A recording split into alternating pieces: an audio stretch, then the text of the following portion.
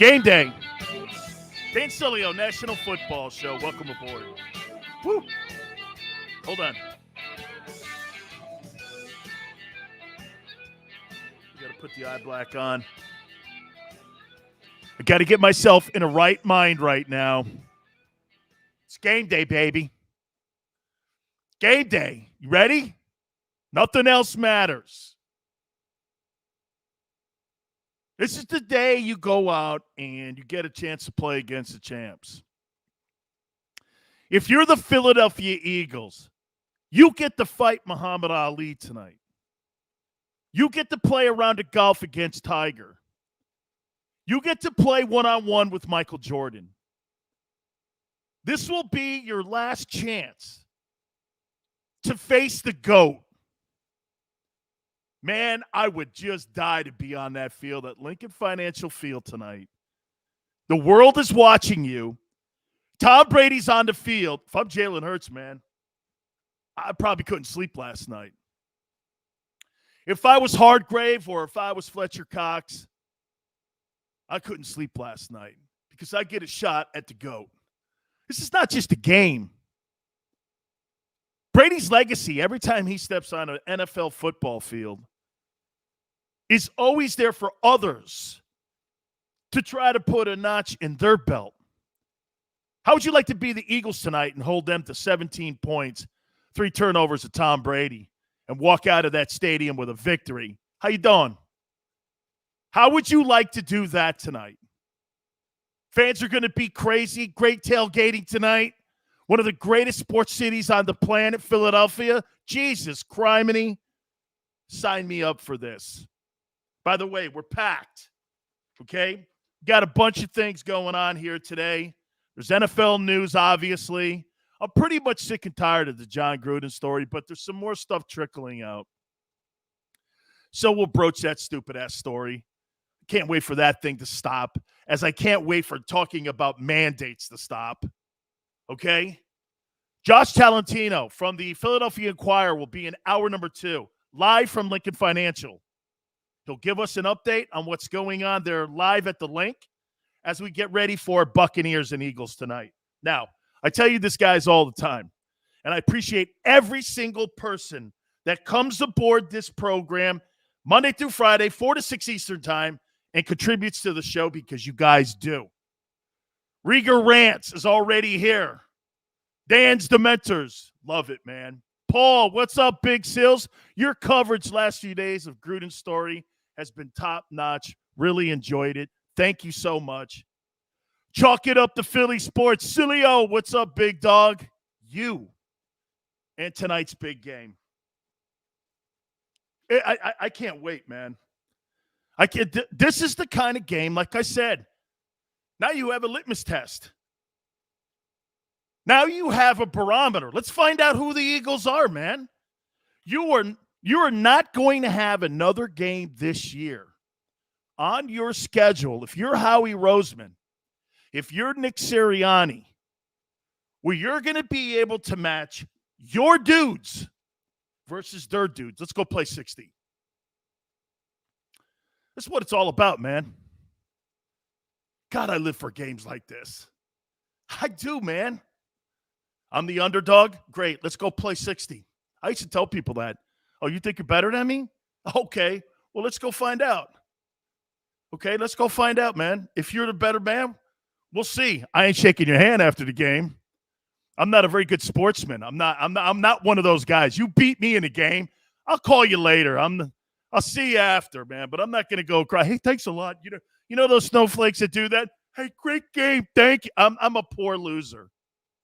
I'm an absolute poor loser. Tone, I love it, man. Change the name, man. Chalk it up to Philly Sports. How you doing? Yeah, I'm a terrible loser, man. Hey, congratulations, man. Way to have a great victory. Yeah, okay. I love the people that say that stuff. And by the way, hey, if you're good with that, you're like this. Hey, man, just give it the old college try. Yeah, okay? If you're okay with losing, I'll show you a waiter. All right? I'll show you a waiter. Come on, man. This is about lining up and playing some football tonight. So I'm really looking forward to this game. I'm looking forward to Jalen versus Brady.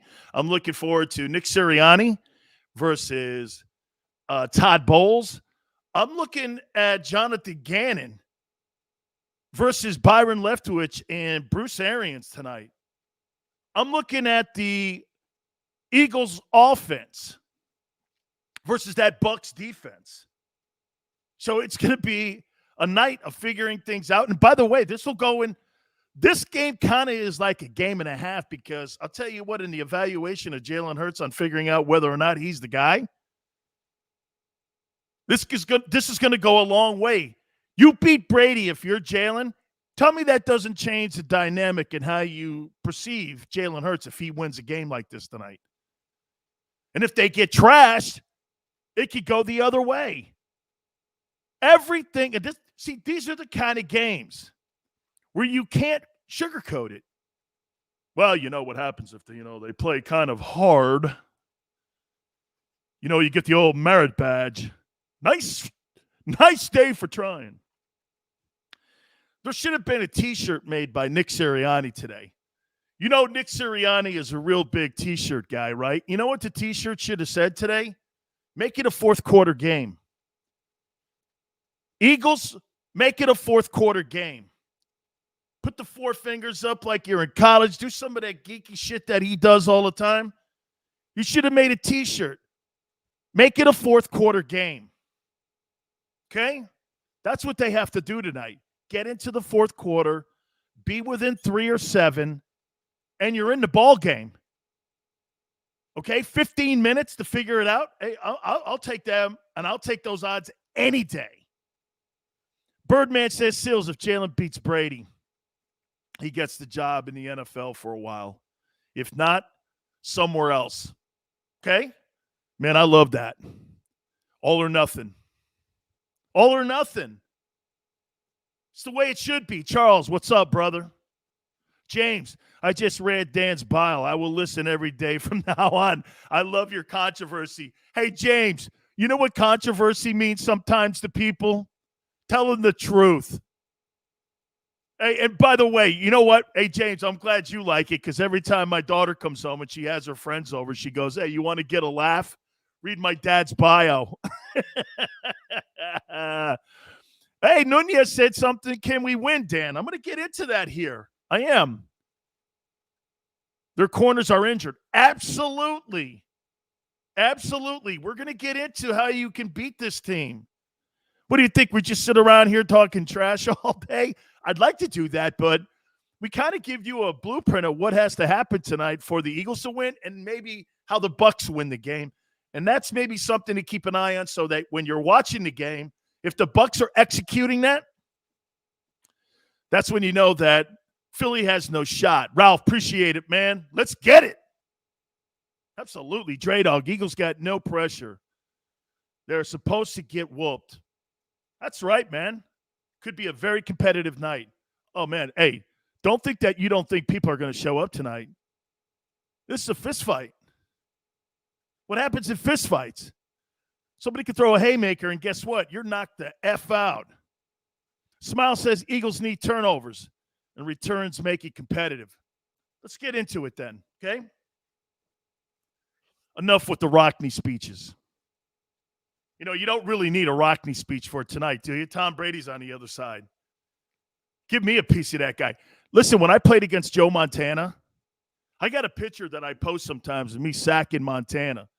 It's probably the highlight of my brief professional career. Again, I tell you, I played 7 professional years, very limited in the NFL, but I was a high draft choice. I was a 56th player taken, so I was a second-round draft choice, third back in the day. And I sacked Brady. I mean, it's what I call him today. Brady, Montana, same guy. And when you get a chance to hit one of those goats like that, dude, man, you jump up. You're like, damn, I got to the guy. Montana tapped me on the hat. I looked over at him. I said, hey, Joe, the only reason I don't punch you in the chin is because you're a Paisan. And he's like this. He's like, get out of here, man. I go, that's all right. You went to Notre Dame. I still hate you. Yeah, we've become friends since, but anytime you get a chance to play against the GOAT, this is what it's about, man. Like I said, enough with the Rockney speeches. Dre Dog, only shot we got is Cox and Hardgrave. Get mad pressure completely. You don't have to worry about Brady breaking contain, right? Because Brady doesn't really run. He runs when the pocket breaks down, or he runs when his looks or his targets break down, right? So let's take a look at what would be the number one priority tonight for the Eagles to win this football game. Let's see if you guys have some ideas on how you think the Nick Sirianni game plan should be approached tonight. What would be the number one thing that you have an objective? Let's think of this for a second. What's the objective tonight? Hey, and what I'm going to do to you guys, I'm going to put you guys into a offensive defensive meeting and a staff meeting. Okay? And the first thing we start doing is we're going to start thinking, because you want to think situational. Chalk it up. Says force turnovers, operate on a short field. Excellent. Ralph says make the Bucs one-dimensional. Excellent. Smile. Their corners are injured. Air it out. Romy, let's go Eagles. Absolutely. Ralph, defense. Nothing cheap, nothing deep. Okay. Limit the touches and possessions of the Bucs. Flat out. You got to limit them, and you've got to make them go 3 and out. So you've got to make the Bucs in some way one-dimensional. You've got to stop the run. That has got to be a priority for the Eagle front four, and for that matter, the front seven. You can't give Brady 70 plays or 65 plays. You can't be in that conversation. There's got to be 3 and outs. What would be a great start for the Eagles is if the Buccaneers get the ball and there's a 3 and out, and you got to work off a short field like some of you have said. So let's limit Tom Brady and do everything in our power to make him one-dimensional, because their weapons, Gronk being out helps. Okay? Ewing, perfect. Right there. See Ewing? Krause, highlight it right there. Highlight Ewing 609. That right there is the game plan. That's exactly where I was going, Ewing. And that's exactly what Jonathan Gannon is going to do tonight. You're going to take a lot of what they did in that game at Gillette, and what they're going to do is they're going to try to disguise as many coverages and moving guys around as they possibly can. DT stunts in the middle, bringing guys off the edge. They've got to do this tonight and move Brady around. That right there, in a nutshell, is the blueprint. Now what you have to do is you've got to figure out if you have the personnel to slide into that blueprint that Bill Belichick constructed the other week versus the Buccaneers. No question. Right there. Pre-snap movement. Absolutely. Ewing, spectacular. That's right. You can't have what Ralph says right there. You can't have 10-play drives, 17-play drives, and you can't have a football field where you're driving the ball 90 yards. You can't have that, man, because you'll be run off the field at Lincoln Financial. That thing will be 35-0 at the half. You've got to limit him as much as you possibly can to any kind of possessions. Can't get in a track meet back and forth. Also, you've got to look at this. This is fundamentals now, and I'm going to show you what the Eagles have to do against the Buccaneers here now. But you have to understand, fundamentally, that's what you're trying to do. Limit possessions. Take a lot of what Belichick did in that defensive game plan that they did up at Gillette a couple nights ago, and work those angles and work those coverages and disguises. Absolutely. Absolutely. Rieger says, okay, team, we have to start fast, finish strong. Let's go rip some heads off. All right, I'm in. Eagles win if they do this. some of the stuff that I just got through saying, dude, 3rd and short, please, God, tonight. Okay? Listen, run the ball at least this. Give me 25 carries tonight. Just give me 25 carries. I don't care if it works. Just give me 25 carries, 25 rushing attempts. Just give those to me. I don't care if the quarterback has to do RPOs off him. Give me you've got to run the ball 25 times tonight. Some of you are going to go like this. Dan, Bucs are great against the run. They are. Not as good as they were a year ago, but they are. But you got to be able to create play action late in the ball game when you need it. And when you run the ball, your chances of being more in 3rd and short, got to get positive yards on 1st and 2nd down too. Got to get that, man. Run to the outside, okay. Stress their ends. Anything that you've got to find the weakest link on your defensive front 7 of the Bucs tonight. Okay, and run the ball right at his ass. Got to keep it in 3rd and short. Jalen can't turn the ball over one time tonight. Can't turn it over. And he can't turn it over on his side of the field. Can't turn it over on the Eagle side of the 50. Okay? If you're throwing deep down the field plus 25-yard passes, it acts like a punt. I never get stressed. You know how sometimes you see a guy throw a bomb down the field and basically, it gets intercepted. The other team gets it on the 20. You lose it down for sure. But what you've gained is field position in that turnover. I could be okay with that. What you don't want is you turn the ball over on your 45-yard line and Brady has 45 yards and he's already almost in field goal position to get points. You can't give Brady opportunities to getting points, especially field goals. He's a master at that. So Jalen can't turn the ball over. Got to hit your tight ends tonight. And if you hit your tight ends, that's going to create space, I believe, for Devontae. And by the way, that kid Watson, get him some more touches and targets. The kid Rieger, get him the fuck out of my huddle, man. I don't want that kid in my fucking huddle one time. I'm sick of seeing him. Runs hard sometimes, doesn't run hard the other time. Get his ass out of there. That guy's a special teams guy as far as I'm concerned.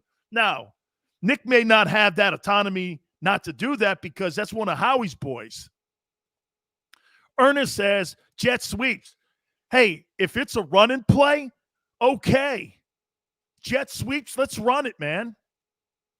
Jalen's not the greatest runner of the football. He's not like Lamar, but he's a little better probably than Russell. Ewing's right, man. Rieger's heartless, man. A game like this tonight, get this. This is a game that dude Rieger tonight, he looks for a place on the sideline so he could sit down and hide. I don't want that guy doing that. That guy's ass out of there. Joey B, how you doing, brother? Running back Miles better not be running out of bounds unless it's 2 minutes. Dude, you got to play with some onions tonight. You got to play with some onions. You know what I'm saying? Just saying, man. Hey, and you know what? I don't mean to be that mean to this guy Rieger, but get his ass the fuck out of there. I'm sick of that shit. I watch this guy float up the sidelines, and I'll tell you what, man. I see that guy floating up the sidelines. I'm like this. That guy could never get targets from Tom Brady. Brady would run that guy off the field, man. You ain't playing in this huddle.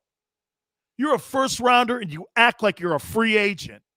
Shit, free agents act tougher than that. You ever wonder why guys like Amendola and Edelman and all those other stiffs that the Patriots got and put in the huddle there? You know why? Because those guys knew that they had no out. They were undrafted free agents, late-round draft choice guys. Wes Welker was what? He was a Charger, then traded to the Dolphins, and then he was a special teams guy. Brady and Belichick turned him into one of the best slot receivers in NFL history.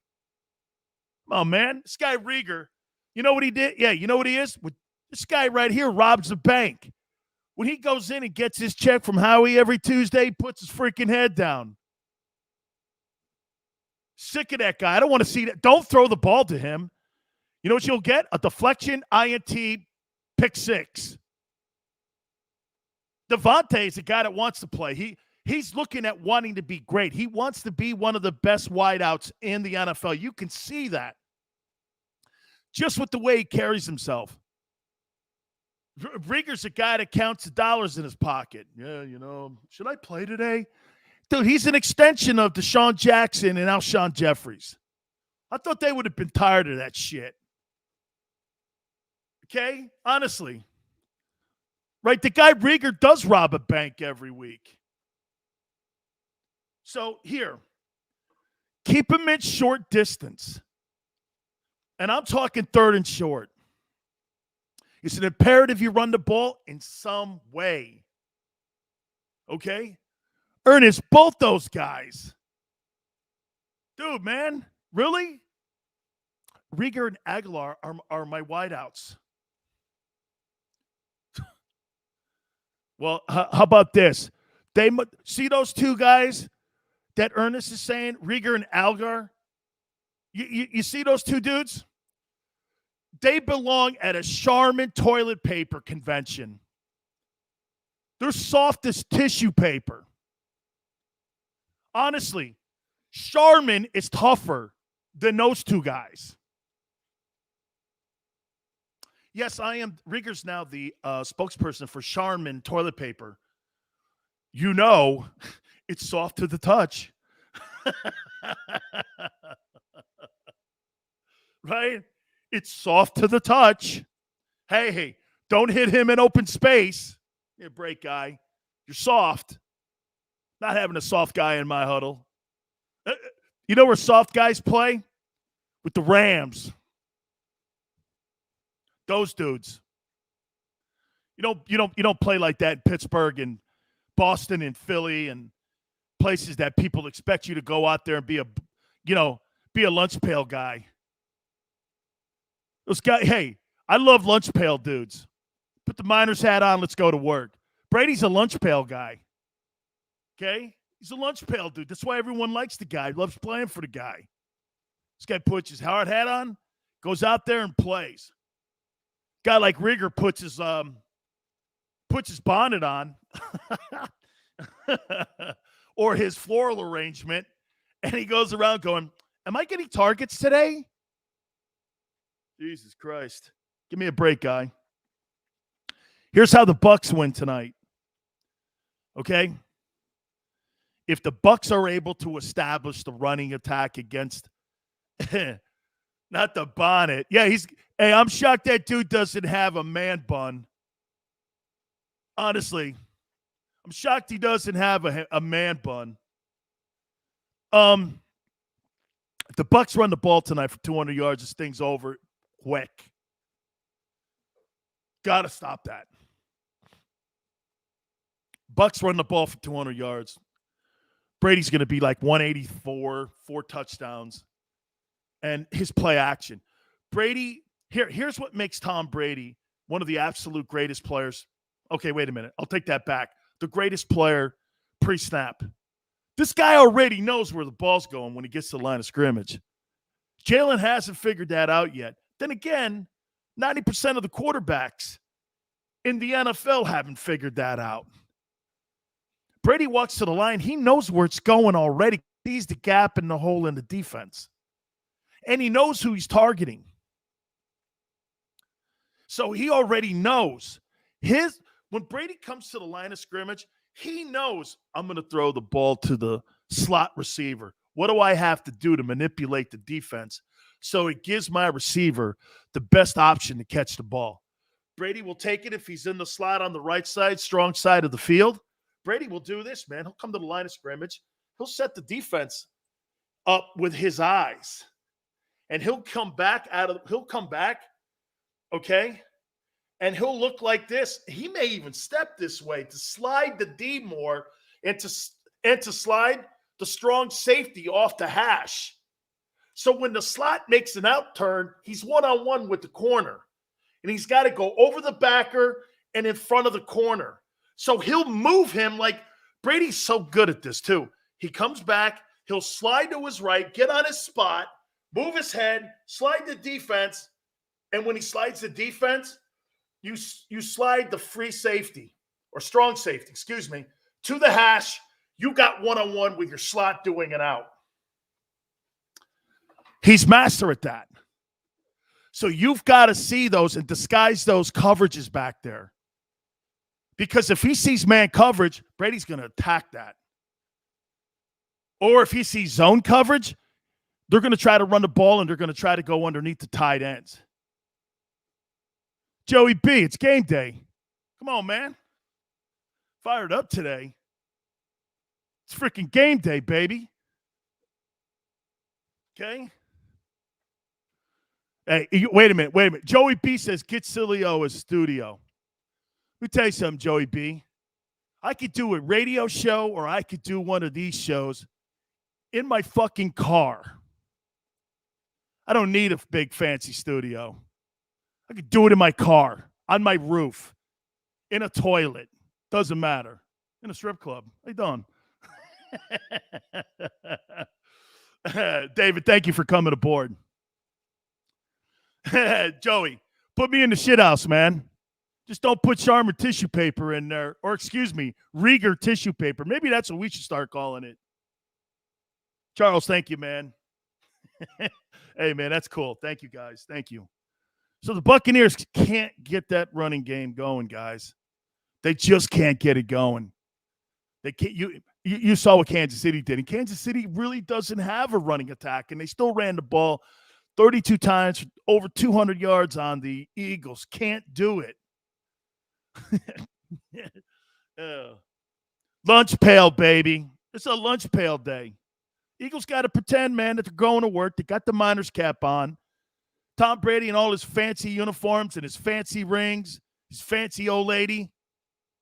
Hey, see, maybe what I'm doing here is maybe I'm telling you how I think for a game. I think that's kind of what I'm doing here because that's how I used to think. I used to go like this. This is what I'd be thinking. Brady with his fancy rings, his fancy old lady. Okay, driving around, probably a Bugatti. I'm in a fucking Yugo. I'm driving around in a 57 Chevy, man. Okay. I got the Sileo dice and the guy in the back dobbing the head. This guy's driving around in a Bugatti or he's in an Aston Martin. I want a piece of that guy, man. I'm going to put a piece of his legacy on Lincoln Financial's field. That's the kind of shit I think about going into a game. And by the way, I'm not talking about taking shots at him dirty.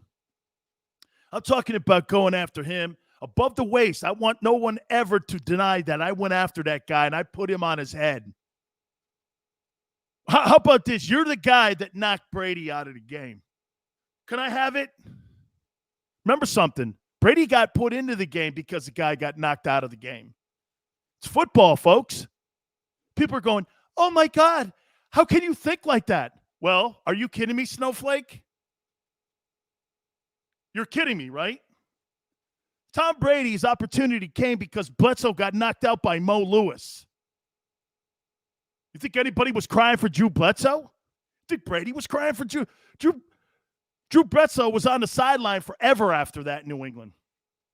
Tom Brady never relinquished the starting position to him ever again. So I'm sure Tom was like, hey, I know it's Drew's job. Go ahead, Drew. Here's your job back. I don't ever remember that being spoke. Right? Let's go, man. It's game day. All right. Bruce Arians versus Jonathan Gannon. You know, I have to change my opinion on Jonathan Gannon a little bit. I'll tell you why. Don't forget, Josh Tolentino from the Philadelphia Inquirer will be in hour number 2. We'll get to all your spin. There's a lot more news also in the NFL. Thursday Night Football, Eagles and Bucks. You keep it here on the National Football Show.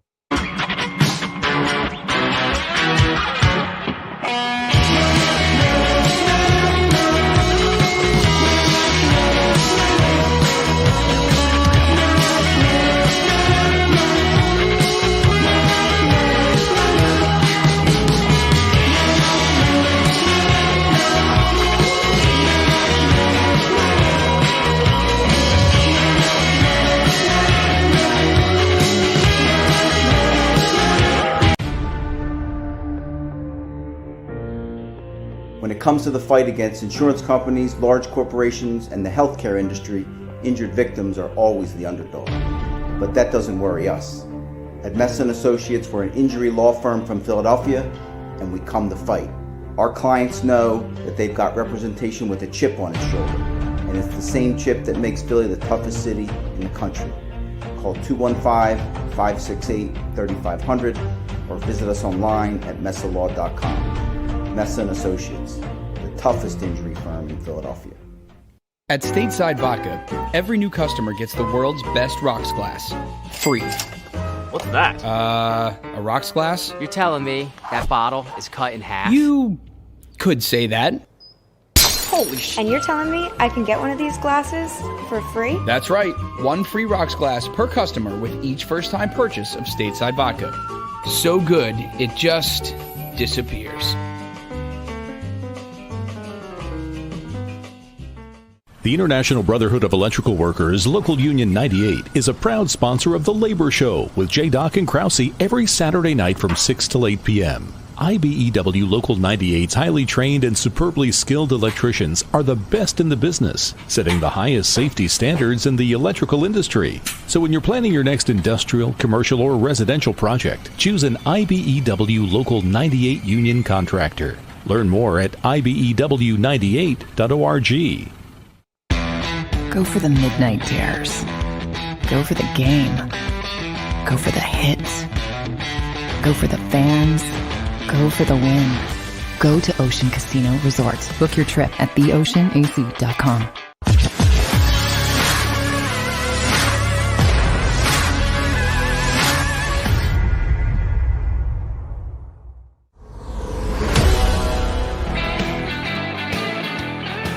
Dan Sileo National Football Show. Maybe it's game day or something. Because you have all those like non-athletic, media dudes today. Oh, Sileo, he's just being Sileo. No, you mean I finally get a chance to be myself and I can do whatever I feel because that's what this platform is. You know? I don't have to do snowflake radio anymore. I have to sit around kissing someone's ass any longer. Oh, you think I offended somebody? I don't care. I don't care. Absolutely don't care. Do not care. This is about passionate fans. This is about people who get it. This is about people who love sports. We don't have to talk about mandates, Kyrie Irving, Ben Simmons, and those snowflakes. Get to talk about a real sport, man, where scoreboard's the only thing that matters at the end of the day. Blue-collar fans sitting their ass in the stands, freezing their asses off, getting up, going to work at 6 a.m. in the morning, rooting for their civic pride team in their city. That's what this is. People spend their hard-earned money, disposable income that every American has right now, to go see something that gives them joy. Fucking talk to me about a mask. Talk to me about my Eagles, my Patriots, my Steelers. Don't give me that shit about anything else. I don't want to hear it. Well, the Nets and the NBA in New York, and kiss my ass. Give me a break. It's about a fan base tonight that wants that team to win, that demands that they win. You can't, listen, going to an NFL game today, guys, okay? Watch this. What are these tickets at Link? $400? $350? $325? You got a family of four, okay? That's $1,200. You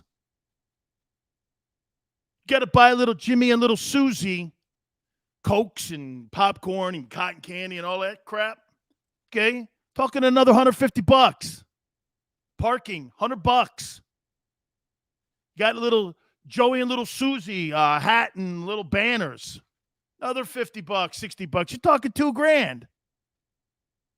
People go and they want performance. They want winning. Don't tell me about building it in 5 years. Build it now, and I will come. Well, our fan base has to be. No, dickhead. Build it now, and we will show.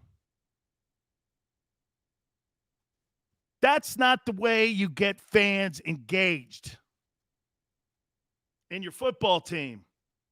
Well, if we build it, you'll come. No. Build it, then they come. You got to really support us. Shut up, dude. I'll support you from my couch where my beers are cheaper and I don't have aggravation by somebody sitting next to me talking crap to me or something else I don't want to hear.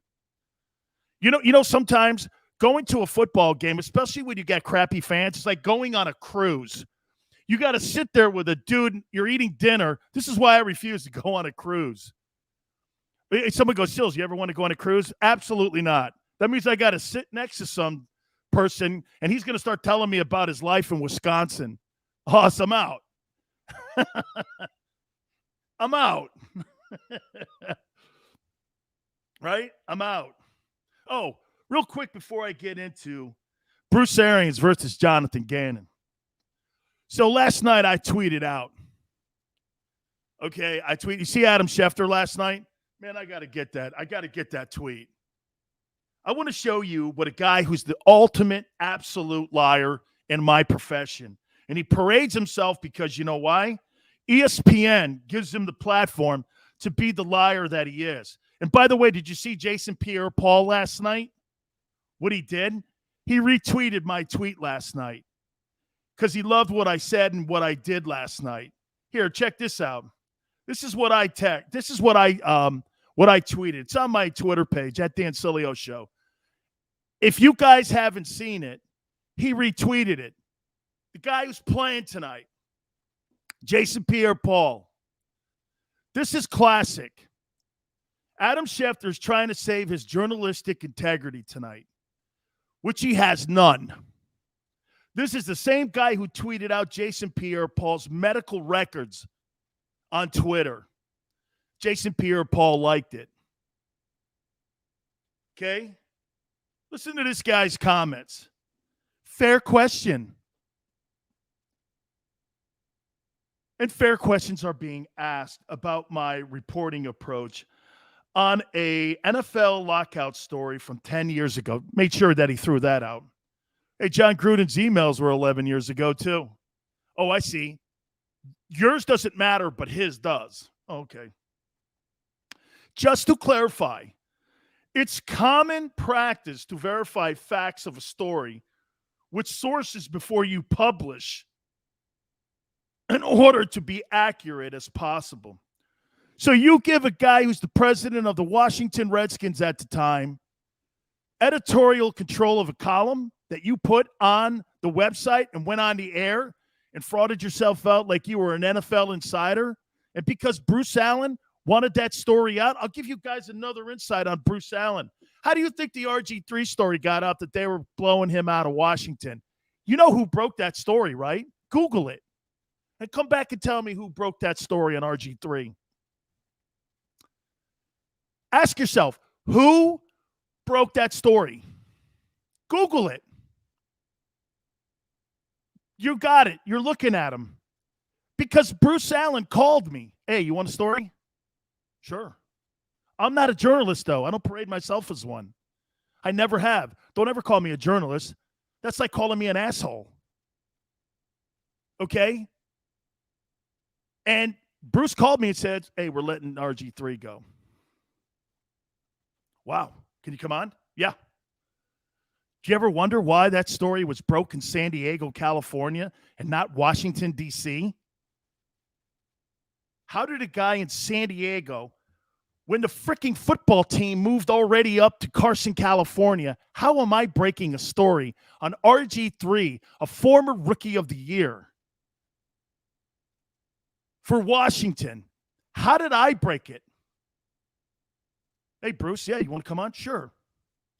Bruce went around telling all the media. He had guys like JT the Brick and all these other guys. He had tentacles. But Gruden was part of that too. So Schefter's pretending like he had nothing like, oh, yeah, this was. And he's the same guy who put out those medical records, which is against the law. on a Twitter page. He's also the same guy that's involved as a partner with Bob Kraft in a gambling site. So when he's talking about injuries, which he does every Thursday on ESPN, and then he talks about it on that countdown show. So wait a minute. The guy who talks about who's active and who's not active and has a interest in a gambling site is talking about injuries, who's not injured, who's maybe injured, who's maybe playing, who's maybe not playing. You don't think that manipulates the line in any way or the point spread? And you know what ESPN's response is? Well, there's no conflict of interest. Really? Okay. So if I came out here and I was tied into a website that had things to do with a point spread and over and unders, like for tonight's game, Eagles and Bucks, and I came out and I went like this. Yeah, Devontae Smith may be questionable tonight. You think that drops the line in any way? Or the over-under? Or the betting money? Right? How does that not push the betting money? Oh, not me. I don't have any, there's no conflict of interest here. See, when you have platforms, and see, ESPN's different though. And here, I'll move on after this because I know I'm getting bored with it too. But here, so Stephen A. Smith goes like this to Shohei Ohtani. Can't be the face of baseball because he's a Japanese-born guy. What? You know what they do? They give him more power on the show and they kick Max Kellerman off. He gets a raise. They elevate him. Give him more power on the show. Gets the handpicked Tebow and Michael Irvin, who I love. They give him a raise. They pull Sage Steele and Rachel Nichols off the air because they have political differences and mandates. Okay? But you give Adam Schefter all this. No. Greasy, man. Completely. The guy's, he's not credible. Where do people think Adam Schefter, I call him Adam Shifty. Give me a break, man. But see, get this. They blackball me because you know why? I say shit like this all the time. Oh, you can't say that. Why? Because of accessibility? You saw what accessibility just did to Adam Schefter. He got caught with his pants down being the mouthpiece for an NFL executive. Oh, I'm sure that's the only time that's happened. Okay? Charles, thanks for coming aboard. All right. Let's get back into tonight's game. Bruce Arians and really Byron Leftwich versus Jonathan Gannon tonight. What does Byron Leftwich want to do tonight? What's the first important thing that he wants to do tonight to the Eagle defense? He wants to do everything in his power to spread that Eagle defense out. Get him in space. Wants to create space. Number one thing in an offense like Bruce Arians, create space. They want lanes for Mike Evans and Goodwin and O.J. Howard and backs coming out of the backfield. They want space. They don't like bunched up stuff because the passing lanes aren't clear, and Brady's got to do more moving around in the pocket to create passing lanes. So they're going to try to spread you out with no backs right away. Gannon's got to know that. So how do you defend that? Can't tip off your coverage, dude. You can't tip off what you're doing in the secondary. It's got to be a priority tonight that you disguise every single thing. And what you guys said earlier was important. Take a lot of what Belichick did in that game in Foxborough. They did a lot of disguises, man. And you know what they did too? They defended the slot. Brady's favorite pass over the years. Think about this for a second. What's been Brady's favorite pass route? Guys coming out of that slot position, whether it be Amendola, Edelman, Welker, he loves that slot position. He's also going to try to get AB one-on-one because AB's playing great ball now. You've got to defend that. See, I don't know if the Eagles have that ability in the secondary. And Gannon may be right there. They don't have that. So what do you got to do? You got to create pressure. You've got to create pressure. If Brady has free passing lanes, troubles. Big troubles. That's right, Rigger. Slot and tight end. Perfect. Right. Okay. Slot. I love Byron Leftwich, by the way. I think Leftwich should have took that Marshall job, but he wants an NFL gig. I think he's really an up-and-coming guy when it comes to play calling. He's a damn good play caller. And you're learning from one of the best play callers in my friend Bruce Arians. By the way, Bruce Arians has been on the show twice already on the National Football Show. We'll get him on again. I probably should have got him on for this week, but we had just had him on, so we'll get him a little bit later on in the year. Corners are good, but backers can't cover. Charles, that's where the tight ends are going to come into play tonight for Brady. He knows that. So he's going to try to do everything he can.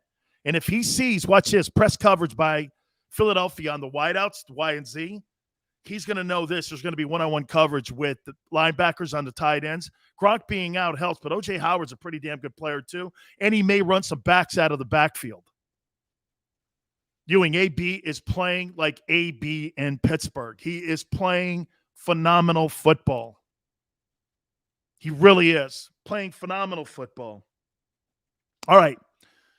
Nick Sirianni versus Todd Bowles.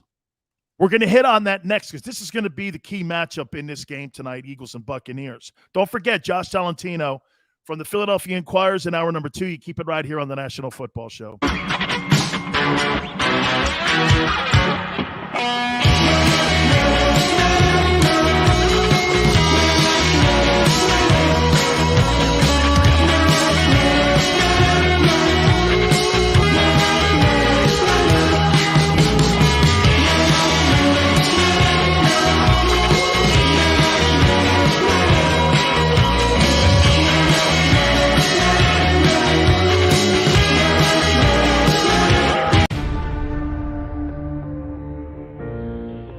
When it comes to the fight against insurance companies, large corporations, and the healthcare industry, injured victims are always the underdog. But that doesn't worry us. At Messon Associates, we're an injury law firm from Philadelphia, and we come to fight. Our clients know that they've got representation with a chip on its shoulder, and it's the same chip that makes Philly the toughest city in the country. Call 215-568-3500 or visit us online at messalaw.com. Messon Associates, the toughest injury firm in Philadelphia. At Stateside Vodka, every new customer gets the world's best rocks glass, free. What's that? A rocks glass? You're telling me that bottle is cut in half? You could say that. Holy shit. And you're telling me I can get one of these glasses for free? That's right. One free rocks glass per customer with each first-time purchase of Stateside Vodka. So good, it just disappears. The International Brotherhood of Electrical Workers, Local Union 98, is a proud sponsor of The Labor Show with JAKIB and Krause every Saturday night from 6 till 8 p.m. IBEW Local 98's highly trained and superbly skilled electricians are the best in the business, setting the highest safety standards in the electrical industry. So when you're planning your next industrial, commercial, or residential project, choose an IBEW Local 98 union contractor. Learn more at IBEW98.org. Go for the midnight dares. Go for the game. Go for the hits. Go for the fans. Go for the win. Go to Ocean Casino Resort. Book your trip at theoceanac.com.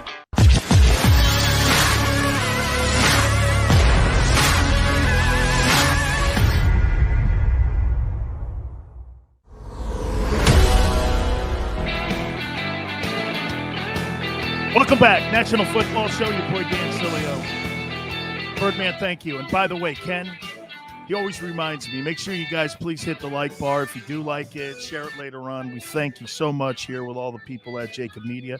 Don't forget, they're doing a brilliant job giving you all the coverage leading up to tonight's game, too. So we'll be here with you right here, too, watching this game tonight. I'll be doing my national radio show. We haven't determined yet if Big Sills is going to be on after yet, but stay tuned. I'll keep you posted on my Twitter page at Dan Sileo Show. I'm going to get into Nick Sirianni versus Todd Bowles because that'll be one of the matchups in this game too as well. Todd Bowles, the DC of the Buccaneers, and Nick obviously is the play caller for the Eagles. But I have to do this.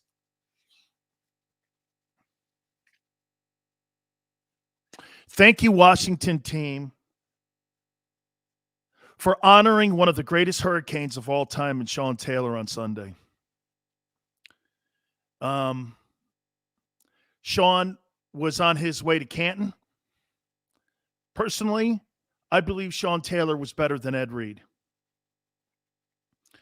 And his mark on the game in such a brief time was so dynamic. He is by far one of the greatest Hurricanes ever to come out of our program. And I've told you the story. I was really glad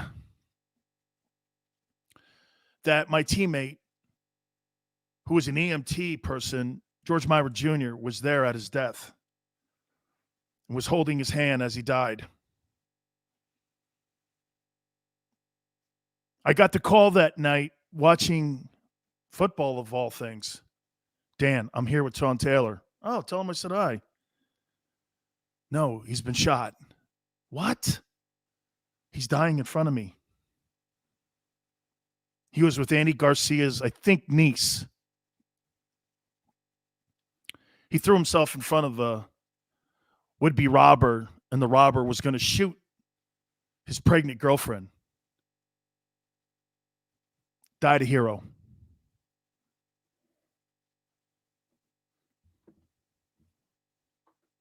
Two men in my life that I know were on their way to Canton. Jerome Brown and Sean Taylor. The Eagles retired. Jerome Brown's number 99. And Washington will retire Sean Taylor's number on Sunday. Let's move on here. All right. So Sirianni is, as a play caller so far, remember what I told you guys, okay? Remember what I told you guys about Nick Sirianni here. Nick Sirianni is doing the same thing that Bill Parcells, Bill Walsh, God name it, Bill Belichick, all the great head coaches are going through. You know what that is? They're making that transition from being a position coach where you're laser focused on one thing to being a head football coach. Your responsibilities are broader in the conversation when you're talking to your team and your coaches. Okay? You know, when you're a wide receiver coach like he was last year in Indy, all you have to do is talk to your, at times to your quarterback and to your wideouts, tight ends. You talk to your OC and you talk to all the people because Frank really is the play caller in Indy. You can give him a title of being offensive coordinator. We all know Frank calls the plays and designs the offense. So Nick's got to go through that whole process because you can't just be this on one side of the ball. Now, something was said to me in the last couple of days. You can go over to the JAKIB Media channel. You guys can hear it for yourself. Ross Tucker, who does a lot of work for the Eagles in the preseason and actually will be on the call tonight for Westwood One's radio broadcast, says that he believes that Jonathan Gannon is going to be an NFL head coach one day. Boy, that changed my complete direction. I guess our very own John McMullen has been saying that as well. And not so many words and maybe not as stern as what Ross said the other day. But, he's been kind of going down that line too. When you hear him talk and you hear him formulate the kind of defenses that he's trying to put on the field, you can hear and you can see. And when people like those guys are saying that, that changes my objective because you know why? Those are people that I respect, and those are people that are around them all the time. Me sitting from 30,000 feet going, that guy sucks and he's no good. That's radio guy. Okay? That's radio dude. That's guy looking for, a quick view or a quick hit or whatever. So I've got to always do this. The people that I respect that evaluate people like that, to me, I've got to sit back and say this. Okay, well, these guys must obviously see something. Smile says OC get head coaching jobs more than frequently than DC. Okay, fair enough. But let's take a look at that for a minute. Okay? And you're right. There's no coincidence to that. But defense coordinators have won Super Bowls too. Belichick, Pete Carroll, Parcells. I mean, these guys are defensive coordinators. Okay? I mean, by the way, Brandon Staley, who's running that Chargers team, looks like he's the real deal. I'm a fan of his. Now, Justin Herbert makes him look like that. I'm not going to lie. But Brandon Staley was a defensive coordinator. It looks pretty good. But the trend is, as you say, Smile, the trend is now to hire qualified young OCs. Because you know why? The majority of these new offensive coordinators, they're not gut reaction, Ernie Zampese type offensive coordinators like they used to have in the past. Air Coryell type offenses where guys had gut feelings about throwing the football down the field. You know, hey, we're really running the blitz. These guys are all analytical guys, okay? And these guys really work with the front office, and they really work the numbers here. And that's why you're seeing guys like, okay, think about this for a minute. Cliff Kingsbury failed in college at Texas Tech. Failed. Got fired. Was hired as the offensive coordinator in Southern Cal. All of a sudden, he gets the opportunity, does the interview, gets the Arizona Cardinal job, and now all of a sudden, he could be in conversation right now for NFL Coach of the Year. His team's undefeated. Could be in that conversation, right? Analytics, I think, plays more into the NFL because everything is so situational and technique-wise that I do think analytics plays a little more in the college game, in the pro game than in the college game. In the college game, you can line up 5 big dogs on your offensive line, great back, and you can run people over because it's more of a power game in college football. You don't have to have the greatest quarterbacks on the planet to win a national championship. Ohio State proves that all the time. They don't have anybody that's any good at that position like ever. But they win national championships, right? Alabama's just changed that whole thing around where, the Alabama quarterback. And by the way, the Alabama quarterback so far in the National Football League, Tua is a bust in Miami. Guy's a bust. Okay, he's a bust, dude. Mac Jones looks like he's going to – watch this. You know who I think Mac Jones ends up being? A healthier Sam Bradford. Not bad. A good player when healthy. Okay, wait a minute. Do you think Mac Jones could beat Joe Flacco? Maybe. Joe Flacco won a Super Bowl. I'm not saying he couldn't win a Super Bowl with Mac Jones. But Mac Jones is never going to be greater than Joe Flacco. I'm talking Joe Flacco, good Joe Flacco. Ravens Super Bowl Joe Flacco, not the dude's in Philly now. A shell of himself. Not that guy. Okay? So, here. Sirianni versus Todd Bowles tonight. Man, Todd Bowles loves, without a doubt, he loves to bring pressure. He loves to do games. He loves to do a lot of disguised coverages in the secondary. Jalen is going to have to really be on his game tonight, reading defenses. And when you're a one-read guy, he is going to have to be, I think, put in motion. I think Nick's going to have to move and play to his strength tonight. Move him around in the pocket. Roll him right. Roll him to his strong side. Give him an ability to be able to manage half the field, okay?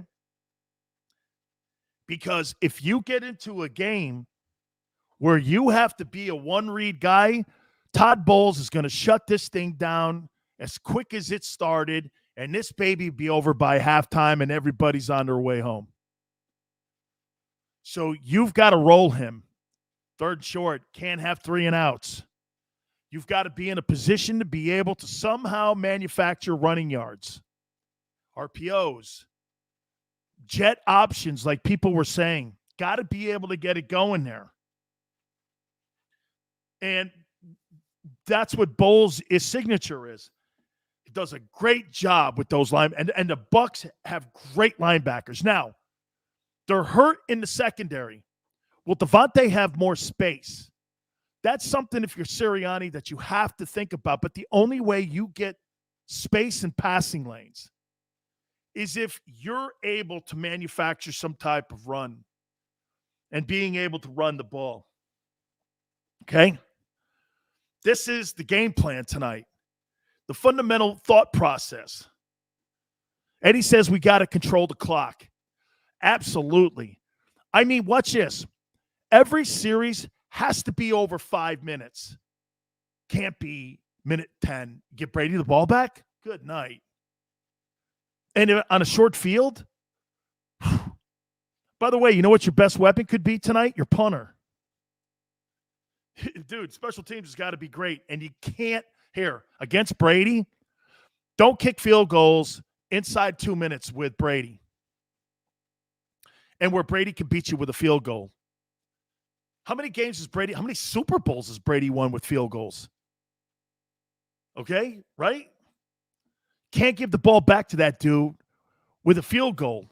You know that stupid play last week that the Browns did where they ran the ball on 3rd and 10 on Baker Mayfield? Guy, you gave the ball back on the other side of Justin Herbert, and they beat you. It was stupid. Just because they don't believe in Baker. Lana Queen, appreciate it. After ball, Lana, I don't know how they do that, Lana, but they clearly have to manufacture. If it's RPOs in some form or fashion, they've got to get the ball moving on the ground. All right, Jalen Hurts versus Brady. I want to hit on that a little bit. Don't forget, Josh Tolentino from the Philadelphia Inquirer will be with us in hour number 2. I got to take a brief timeout. You keep it here on the National Football Show.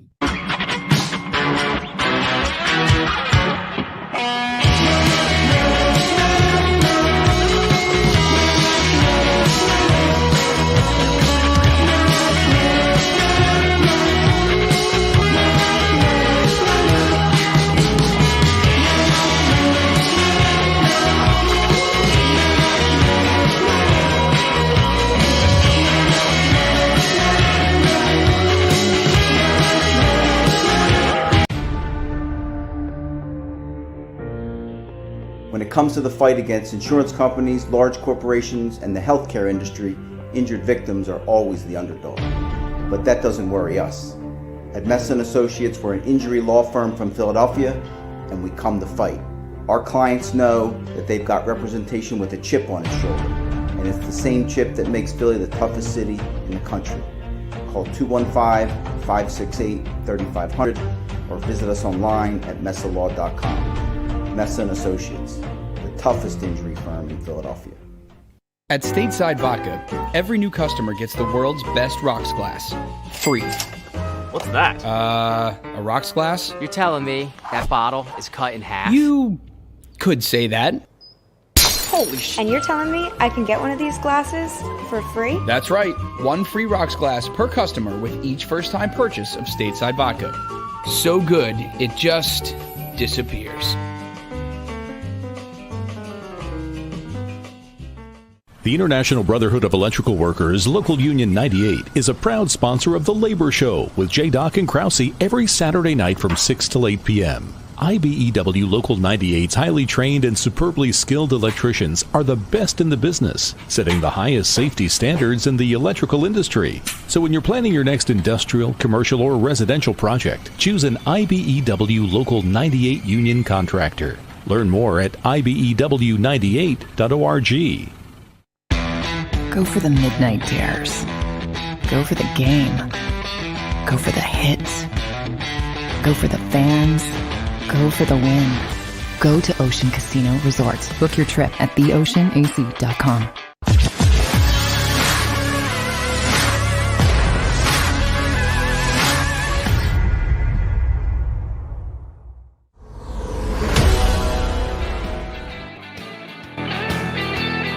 Welcome back. National Football Show. Dan Sileo, bottom of the hour. Josh Tolentino from the Philadelphia Inquirer will join us. We were kind of briefly touching on this yesterday, and I'm going to get into Jalen Hurts versus Brady here in a minute. Little bit on this John Gruden story. And then not really John, but the NFL in general. Okay, not really him. You know, until something new comes up. I'm not one of the guys that just keep regurgitating the same story and bore you to hell. Okay? Jeff, we'll get to that, man. Trying to use Watkins more and screens. Get him the ball in space. Absolutely. That's a great take right there. Okay? So one thing about the NFL, they're all offended by Gruden's emails, right? And we were kind of hitting on this yesterday. So wait a minute. You got Dr. Dre and you got Snoop Dogg and you got Eminem who say nasty things about killing cops. Cops suck. F the police. Let's see what else. Eminem too. You're not offended by that? By the way, I like those three rappers. I'm not attacking the rappers and I'm not attacking their work. I'm attacking the NFL for double standards, man. Again, I like Snoop Dogg's music. I mean, one of my friends, and you guys notice, is Ice Cube. I mean, Luther Campbell, all these guys are my boys. I'm good. I'm not talking about that. I'm talking about the stupid double standards that exist in our country today. Oh, you can have a guy who goes out there and promotes killing cops as your halftime show, but you got a cow with a guy dropping some nasty language on an email? Come on, man. You don't look cool. And hey, and one last thing before we move on.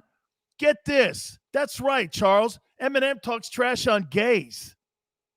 Oh, I see. I had a guy tell me that earlier. Well, these are artists. Oh, I see.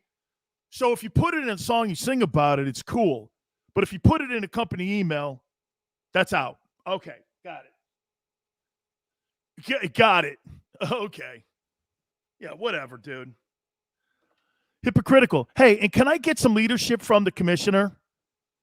Instead of sending out Mike Mayock or your lackey, Brian McCarthy, why don't you stand in front of a microphone and address these things?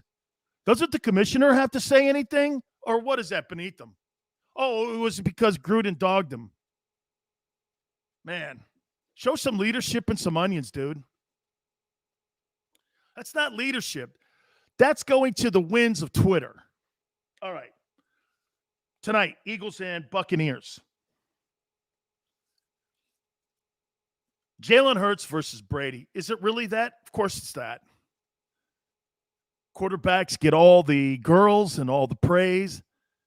And when shit goes south, they get all the heat. He was a lawyer. What do you expect? That's right. Deny, deny, deny. Deny, deny, deny. Deny, deny, deny. Never give them the truth. Always give them half-truths. A lawyer's creed. And that's why you could take most lawyers, chain link them, and throw them down in the gutter. Very few are cool and quality guys. Okay? Very few. Okay? And so, yes, that's Roger Goodell. You know what? I'll take that back. The lawyers that are on Park Avenue, I should take that back because those are the sleaziest. The other guys do great work for people in society. I should take that back. Those are the guys on Park Avenue I'm talking about. I'm not really talking about people who go out there and defend people. I'm not talking about that. No, I take that back. The Park Avenue guys are the ones that piss me off. So let's go here now. By the way, that was a hell of a take you had there with Quez getting him in space. That could be a way also to create some running yards. You know, throw those 2-yarders to him. Let's see what he does with it, right? You know, throw it out wide to him. See if he can get that thing going there like that, right? Make that happen like that. Okay? Get the ball in his hands. By the way, man, Watkins and Devontae Smith should be your starters anyway. That's why I told you like yesterday, man, wouldn't it have been great to have a guy like Julio Jones on your football team? Julio Jones as your possession guy, and these other two guys running crazy out there on the field in open space. Plus, Julio was great and is great in the run game. That guy knocks people out in the run game. Why do you think the Tennessee Titans wanted him on that field with that other beast on the other side so that in the running game, when Derrick Henry's running down the field, those two horses are knocking people out in the secondary? You think they're relying on Ryan Tannehill to win games like that? No way, man. So let's go into this here a little bit. Yeah, hey, Bobby wants to get a chant. Fans at the link tonight, run the damn ball. Run the damn ball, right? Hey, I said this, Bobby, since Sirianni's big on T-shirts, make it a fourth quarter game.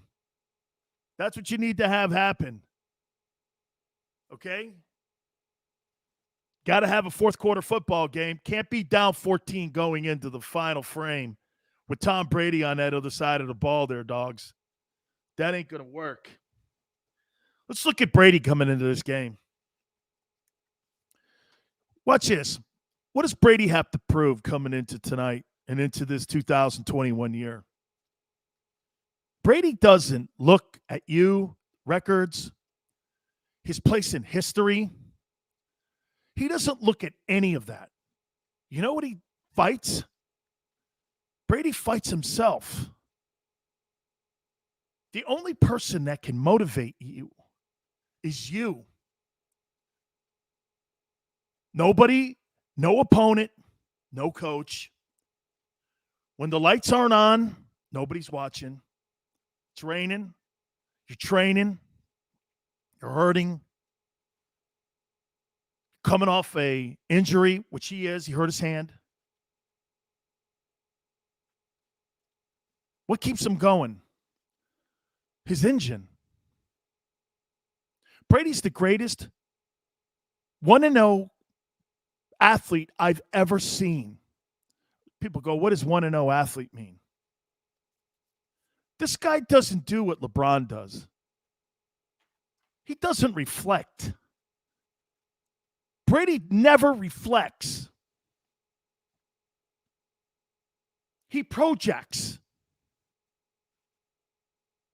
He projects on what's next. That makes you a miserable human, though, because you have your head like this, guys. It's constantly down. You don't really look up sometimes and see the beautiful things that you've created around you. Do you know how many times that I've not gone on trips or done things with my family because my head is down? Not enjoyed it. Just my small little nobody world. I look around sometimes when things are tough, live in a nice house, beautiful family. And thank God I've got really great people around me that remind me of that. Brady, that's why he has such a small circle. Bobby says his hot-ass wife. Hey, by the way, Bobby, his hot-ass wife, I think, is instrumental in his success. She's the most popular model in history, and the world knows her more than they know him. She makes $50 million a year walking down a runway, not saying a word. Brady makes these guys make $100 million a year. And you know what? She could finally just look over at him and go like this. Enough. Enough, dude. It's over. What else is there left? But because these two dudes are all family oriented. See, it starts with family with Brady. His dad, his wife, his team. Those are the three things in his life that matter the most. Those are the three things that compel him. I haven't even got to his intangibles on the field as being a guy who is the smartest savant in the history of the game. This guy's like Einstein out there. He knows, like I said to you in the last hour, he knows where he's throwing the ball already. He's outwitted Jonathan Gannon before the game started. He's going to match wits against Jonathan Gannon tonight. So Brady, it's a chess game every day for him, like it was against Belichick. He looks at it as chess. He looks at it as another challenge. These challenges start to add up into greatness. You know what makes him like Reggie White and Lawrence Taylor and Jim Brown and Jerry Rice? You just can't explain it.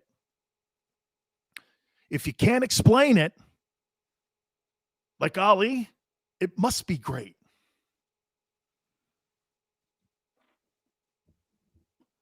Well, I'm not a Patriots fan. I'm a Buck fan because I played for them. But I'm such a fan of a guy that masters the position.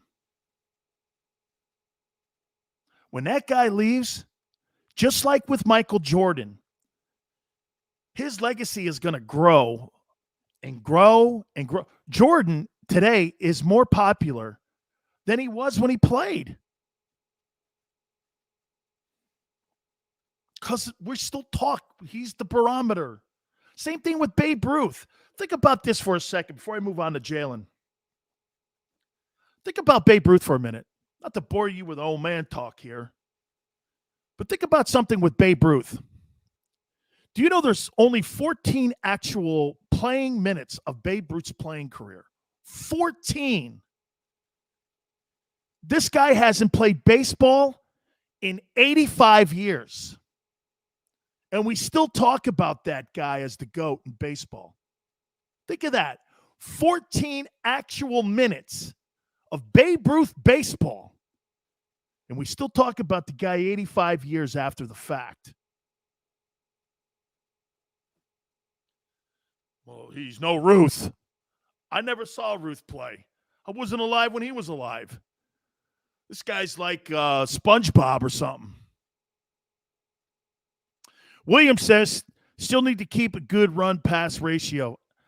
Yeah, but William, they've never have had that yet. William, they've got to create that, a run-pass ratio. Their ratio has been 2-1. I mean, in all games so far. It's got to get better. I think they ran the ball 22 times this past game. That thing's got to be in the room, like 35 passes, 32 runs, or vice versa, somewhere in that conversation. Here's what Jalen does tonight. If you're Jalen Hurts, do we not all agree this? Jalen Hurts is in an audition right now to become the face. He's a starter this year in 2012. Let's just get that out of the way.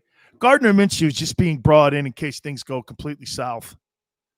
Okay? In case things go completely south. Jalen's going to be the starter unless something goes down here, correct? Okay. So it's pretty much an audition for these next games. Game like this tonight, if Jalen shows that he can stay in a game with Brady, be in a ball game, play hard, keep having that same, I'll tell you what he's starting to remind me of a little bit. Lamar Jackson. You know where I'm going with this with Lamar? Not his ability. They're two different guys. You know, how many times did Devontae Smith say that Jalen kept saying this the entire game this past weekend? Hey, guys, we got this. We're going to win this. We're going to win this. We're going to stay in this. Let's go. Let's keep grinding. Let's keep pounding that rock. Let's keep going. Let's keep going. He wouldn't surrender. When you have that intangible of never surrendering, dude, you're going to win games. You're going to win the admiration of people in your locker room. And you know what's going to happen too? The organization is going to give you more latitude to go out and try to win this thing because they're pulling for you. You think they're pulling for Aaron Rodgers in Green Bay this year after drafting Jordan Love? Do you think they're really in their deepest of hearts pulling for him? Or do you think if they knew that Jordan Love was ready to go, they would have shipped Aaron Rodgers' ass out of town if he was ready to go? He's not ready yet. He's a green apple on a tree. Or Green Bay would have shipped his ass out of town the same way they got rid of Brett Favre. This kid Hurts here, man. Watch this. You're being told by Nick Saban to get the hell out of my program, and he embarrasses him the same way that this Spencer Rattler's getting embarrassed at Oklahoma right now. Spencer Rattler will probably never get his coaching or his quarterbacking job back ever again. Me, I hit the transfer portal. I get the hell out of there.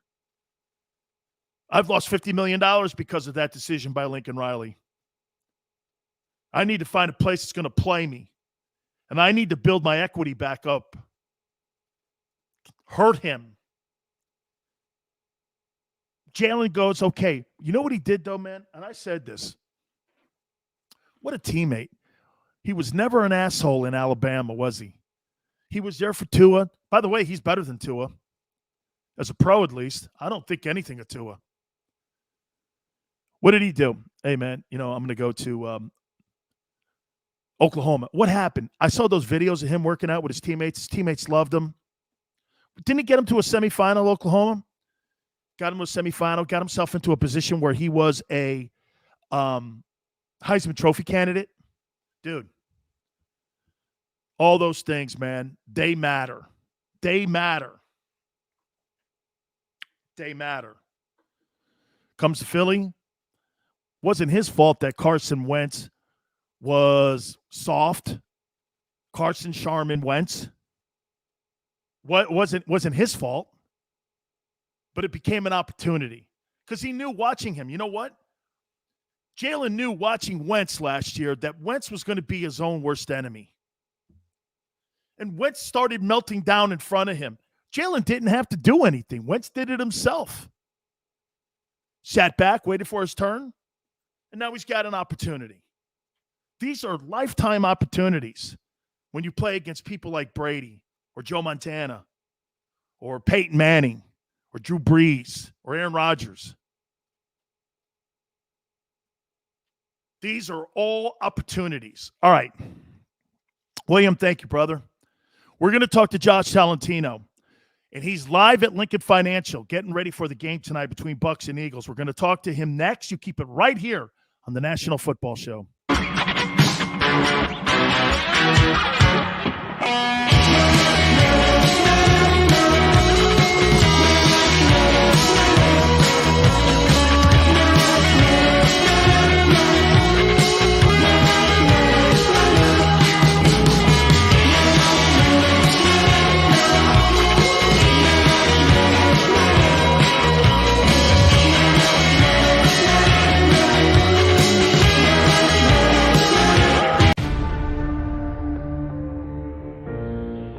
When it comes to the fight against insurance companies, large corporations, and the healthcare industry, injured victims are always the underdog.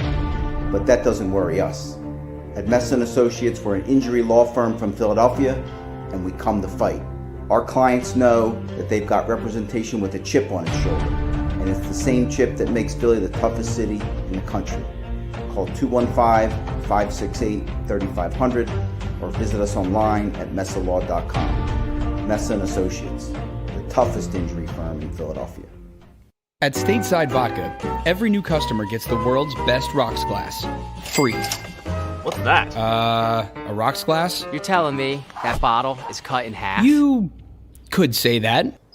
Holy shit. And you're telling me I can get one of these glasses for free? That's right. One free rocks glass per customer with each first-time purchase of Stateside Vodka. So good, it just disappears. The International Brotherhood of Electrical Workers, Local Union 98, is a proud sponsor of The Labor Show with JAKIB and Krause every Saturday night from 6 to 8 p.m. IBEW Local 98's highly trained and superbly skilled electricians are the best in the business, setting the highest safety standards in the electrical industry. So when you're planning your next industrial, commercial, or residential project, choose an IBEW Local 98 union contractor. Learn more at IBEW98.org. Go for the midnight dares. Go for the game. Go for the hits. Go for the fans. Go for the win. Go to Ocean Casino Resort. Book your trip at theoceanac.com.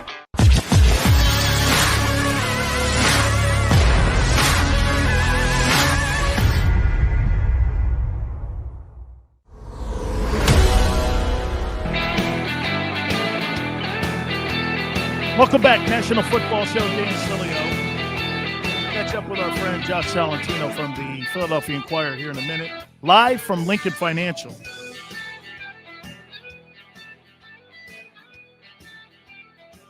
This is an opportunity for Jalen Hurts tonight. I said this last year for the Super Bowl, and I said this about Patrick Mahomes going into that Super Bowl game against Tom Brady.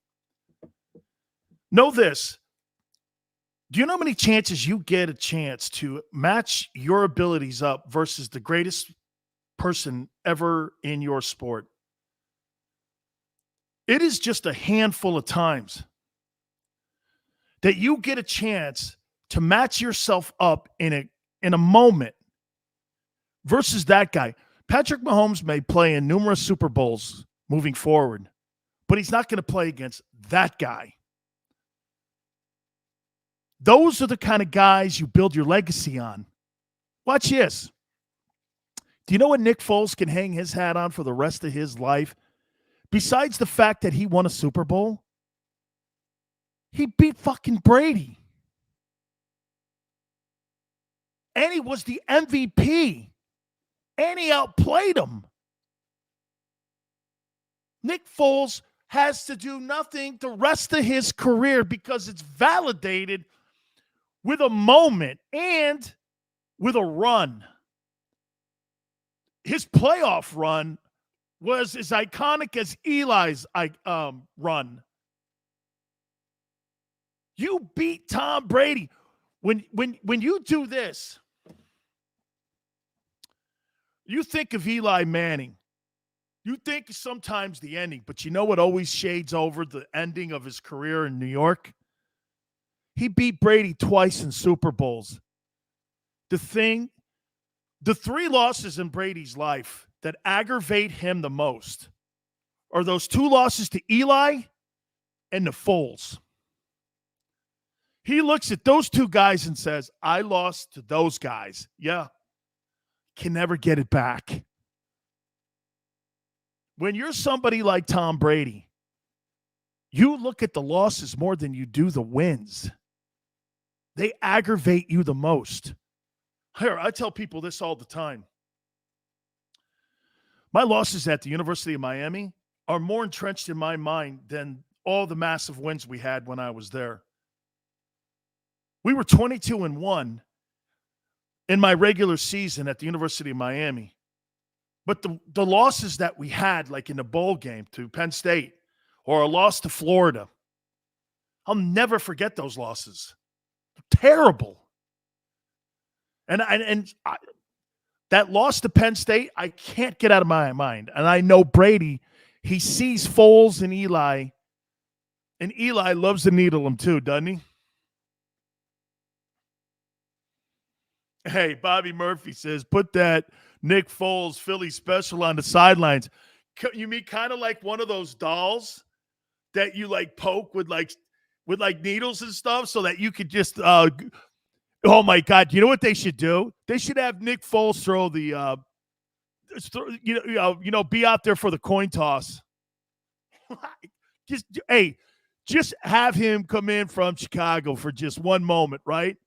And now at the center of Lincoln Financial, the man who is going to, watch this, flip the coin for tonight's game will be the former MVP who beat the brakes off of Brady in the Super Bowl, Nick Foles. Oh, my God, man. Wouldn't that be like a voodoo doll, right? Have a voodoo doll on the sideline with Nick Foles' number on it. That'd be classic, right? Is that Nick Foles? Hey, all the Eagle guys should be given like a voodoo doll tonight. Put it in their locker. And when they run on the field, light it on fire.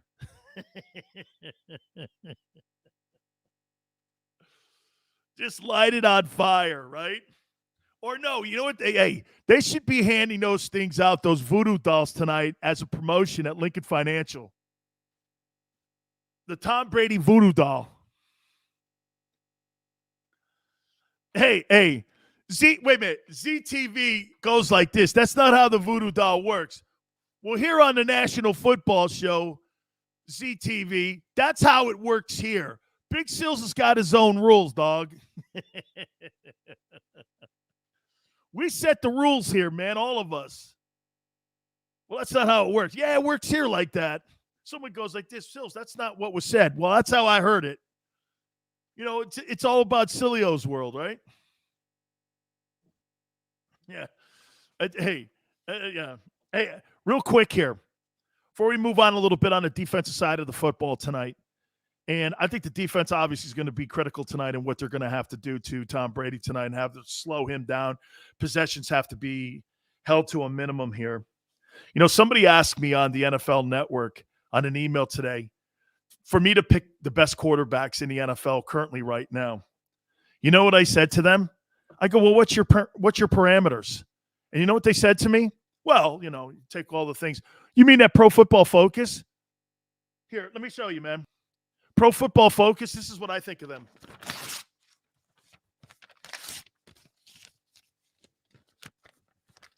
This is Pro Football Focus's stats.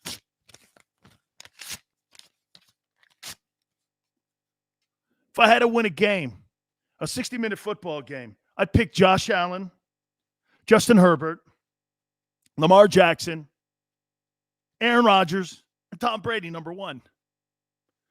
Yeah, but what about the way the Kyler's playing? What about the way that if you had to play a game for 60 minutes of football for you to get a win,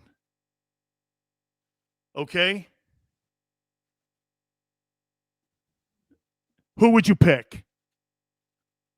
There's one dude, he's playing tonight on your field. There's one dude. Yeah, but that's not what PFF says. PFF. PFF. Yeah. PFF. Man, we'll read anything nowadays. You know, hey, people will tell you, too, that elephants fly. Hopefully Nick Sirianni, what was that? Hopefully Nick Sirianni doesn't try the Philly special again tonight. No, he should not be doing that. Hungry Python, appreciate you coming aboard. All right, look, this defense has got to get into a position tonight where they've got to disguise what they're doing. They're limited in many positions, especially at the backer position. They're limited, guys. Okay? They're limited. Jonathan Gannon has even made that statement that they're limited on that side. So, for me, okay, take everything that you took from that game film that you got from the Patriots. What was the big thing that Belichick did to Brady in that game plan? He limited him.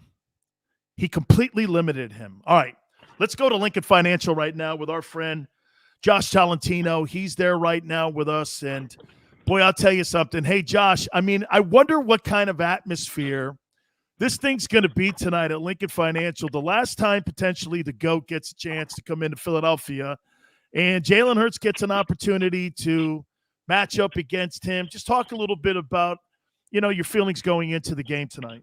Dan, I actually just parked about 5 minutes ago, and there are actually, to my surprise, a lot of 12 jerseys around here. A lot of 12 red Bucks jerseys, some New England jerseys, but it looks like, you know, it's going to be a rowdy bunch regardless, you know, as Philadelphia is known for. But again, as you mentioned, who knows how long this guy's going to end up playing, how many years he has left in him. You know, I wouldn't be surprised if we see, you know, considering his diet, if he's back here in 4 years or whenever that may be. So, but do expect a rowdy bunch here. I actually drove by Lincoln Financial Field earlier, had a couple chores around the city, and there were people lined up here about 10 a.m., Dan. So a lot of anticipation for this Thursday night game. Expectations from the team now, Josh. I mean, it's been up and down. It's been sporadic. I mean, the defense, I thought, has played pretty well. Now, obviously, Kansas City and Dallas, those are two games that you can look at. I mean, Andy Reid runs the ball 32 times for 200 yards. He's not even known for running the football, and he actually in that game ran the ball more than he threw the rock in that football game. So just give me a sense of where you think the team is tonight, because the Bucs come in. They're obviously injured in the secondary. It's not quite the same Bucs team as it was defensively as last year. They're still so gifted on offense. Gronk's not going to play tonight, but there's so many weapons. Just give me a synopsis of what you're going to see tonight, you think. Yeah, you mentioned. I'm glad you mentioned the Chiefs game, and this is a little bit off topic, but in regards to the Chiefs, in neutral passing situations, Dan, there is no team that passes the ball more in the league than the Eagles, besides the Chiefs. The Chiefs are number one, and the Eagles are number two. So, and you look at what is coming into town tonight, a very tough Bucs defense that's missing a few key pieces on that unit, but they're still one of the best teams in stopping the run. And if you're Miles Sanders, man, this has been an extremely frustrated month. And if I'm Miles Sanders, I'm talking to my agent trying to, see where you can be of use, because he's basically been absent from Nick Sirianni's offense all season long, really, outside of week one against probably one of the worst teams in the NFL down there, Atlanta. But just concentrating back here, I think it's going to be Nick Sirianni and what we've seen. I think Jonathan Gannon, the defensive coordinator, as you mentioned, 83 points in those two games against the Chiefs and the Cowboys, but they locked it down really all game last week against a very how would you describe this? The Panthers team. I think they're fluky. I think their 3-1 record, it didn't speak for what it was. I don't think they're that great of a football team, but you know what? The defense showed up. They definitely have some holes in throughout the unit, but they're backed by probably Javon Hargrave and Fletcher Cox down low. So two important guys in the trenches, but again, a very tough challenge tonight with Tampa Bay's offensive line and Tom Brady. Give me your sense of how you think that Jalen Hurts has played so far this year. I mean, 9 starts, I believe it is, for him professionally. How do you think he's done so far as he goes into this game tonight? Yeah, I think this is about as expected, Dan. I think maybe we could have predicted that he might be running the ball more, or having some design boots and design quarterback rushes, which we actually saw a little bit more in the second half against Carolina, which opened up more things offensively. But I think this is about what we expected, not just from Jalen Hurts, but the team. I mean, they're dealing with a first-year coach, first-year play caller, a lot of young pieces, offensive skill-wise. You talk about the receivers, Jalen Reagor, Devontae Smith, Quez Watkins, their top 3 guys. This is about what we expected from this team. We knew that they were going to struggle offensively, especially since early on, Dan, and we've talked about this, as Nick Sirianni is rolling out his offense and Jalen Hurts is running it, man, a bunch of plays early on, it looked like, man, this is like a play call that you'd see Phillip Rivers or Andrew Luck run, quarterbacks that Nick Sirianni has overseen in the past. But this is Jalen Hurts. They have to learn how to I think they're still trying to find their sweet spot in regards to Sirianni's chemistry with calling up what Jalen enjoys and what he's comfortable in. I mean, if I'm Nick Sirianni, I got to stop so many bubble screens. He loves the bubble screens. And then, you got to design more plays to make use of Jalen's legs. And am I saying, Jalen has to move out of the pocket every single play? No, but I mean, he definitely, that's a weapon, and he has to be able to use it, especially against a passing defense that allows a lot of yards. So, and not just that. One more thing that I want to see Nick Sirianni and from this Eagles team as it develops, and this has been talked about nationally, but they got to get in the hurry up more often. Devontae Smith talks about how slow it feels, having to run back in the huddle, having to hear Jalen call out the play, having to wait for the play call come from the sideline. That your skill position players are literally complaining about how slow the pace is. So speed it up for them. The Jalen Hurts obviously very comfortable in that hurry up offense at Alabama and Oklahoma. So again, there's still a work in progress down here in Philadelphia. How about this too, Josh? One of the things too, and I would throw at this here, going into tonight's game, you have a very young coaching staff, like you mentioned, Jonathan Gannon, Nick Sirianni, the play caller. You're going against Byron Leftwich, Todd Bowles, and Bruce Arians. These guys are so experienced. And do you think sometimes that may lead into the complacency and the lack of sense of urgency that, again, it's a brand new offense. It's these guys trying to figure out. It's because, and I agree, I think they look like they play slow sometimes because the guys are still trying to figure out, again, the identity of the football team, what's actually being asked of them. So when you see the Bucs tonight, these guys are going to be fluid motion because they know exactly what's expected of them because of Brady and Arians and those coordinators I mentioned. You think that's kind of why sometimes we're getting this sporadic play calling is because these guys, again, a sense of urgency, that's got to be player and coaching staff wise, them not connecting. Do you agree? Yeah, I'm really glad you brought up the word identity because we're 5 games in, Dan, and Nick Sirianni this past week was asked about, what he would establish as his identity offensively, and he really gave a non-answer. And Jalen Hurts was asked the same question, and his response is, I think it is what it is. His response was exactly, we're still learning each other, we're still evolving, we're still growing. So they really don't have an identity right now.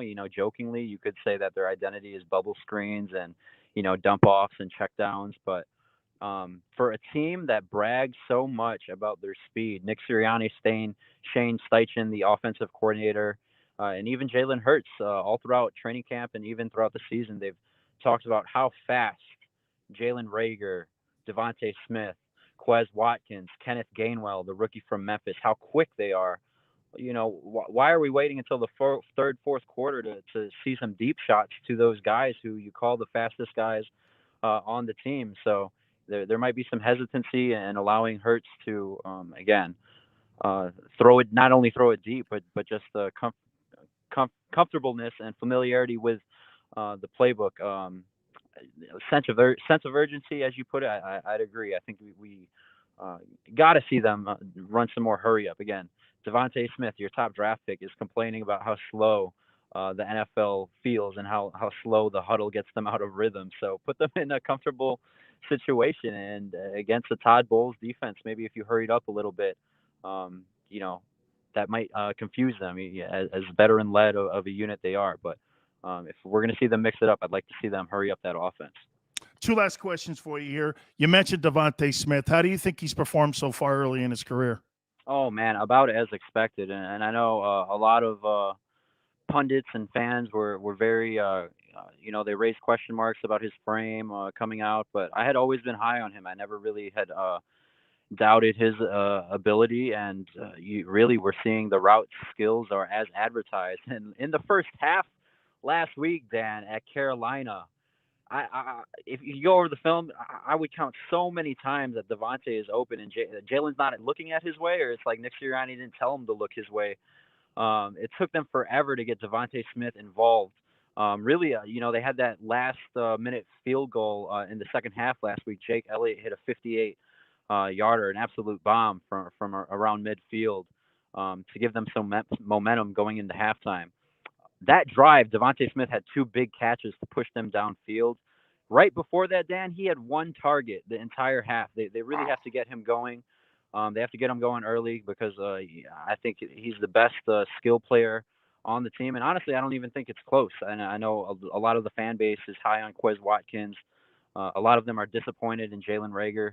And then you talk about the running back room. I don't think it's close at all in regards to Devontae Smith, his skill set.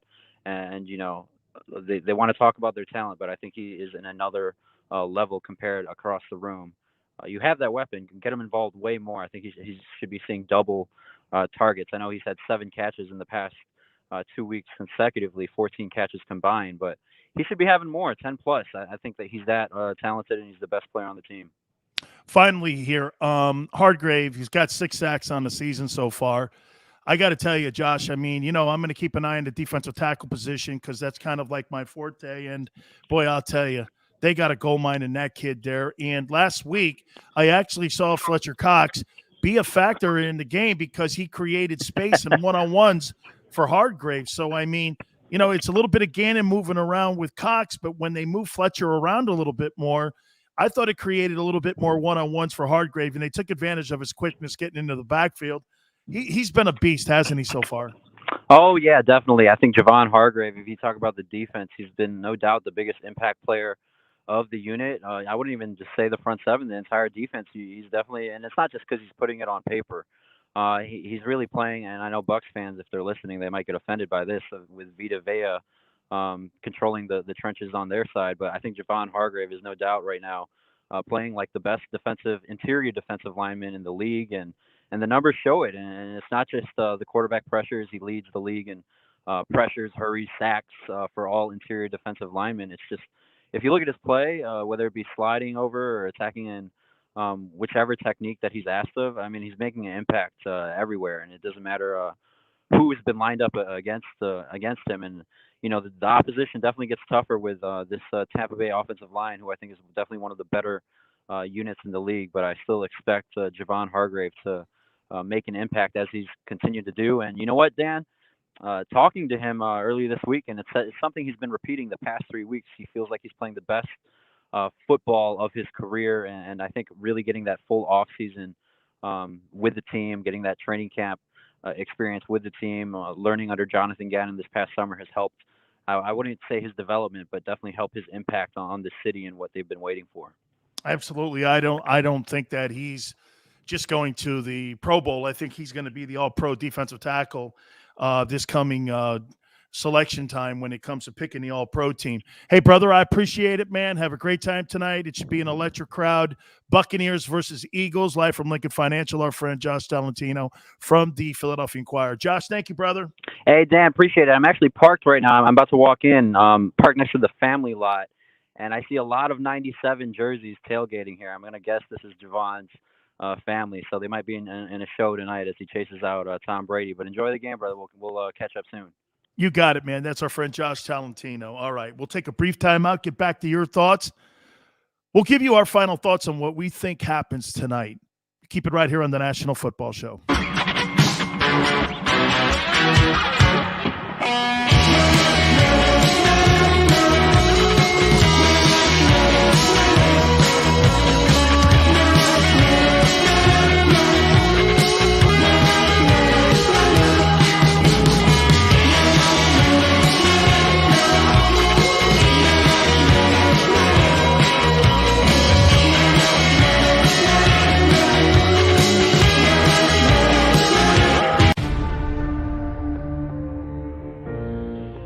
When it comes to the fight against insurance companies, large corporations, and the healthcare industry, injured victims are always the underdog. But that doesn't worry us. At Messon Associates, we're an injury law firm from Philadelphia, and we come to fight. Our clients know that they've got representation with a chip on its shoulder, and it's the same chip that makes Philly the toughest city in the country. Call 215-568-3500 or visit us online at messalaw.com. Messon Associates, the toughest injury firm in Philadelphia. At Stateside Vodka, every new customer gets the world's best rocks glass, free. What's that? A rocks glass? You're telling me that bottle is cut in half? You could say that. Holy shit. And you're telling me I can get one of these glasses for free? That's right. One free rocks glass per customer with each first-time purchase of Stateside Vodka. So good, it just disappears. The International Brotherhood of Electrical Workers, Local Union 98, is a proud sponsor of The Labor Show with JAKIB and Krause every Saturday night from 6 to 8 p.m. IBEW Local 98's highly trained and superbly skilled electricians are the best in the business, setting the highest safety standards in the electrical industry. So when you're planning your next industrial, commercial, or residential project, choose an IBEW Local 98 union contractor. Learn more at ibew98.org. Go for the midnight dares. Go for the game. Go for the hits. Go for the fans. Go for the win. Go to Ocean Casino Resort. Book your trip at theoceanac.com.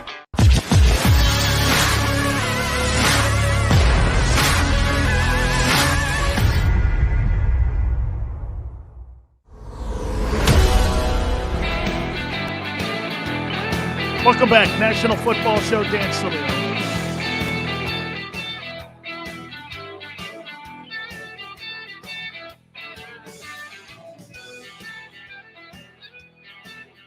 Tonight's one of those games where you sit in front of your locker and you block out noise and naysayers, remember something. You're in the league.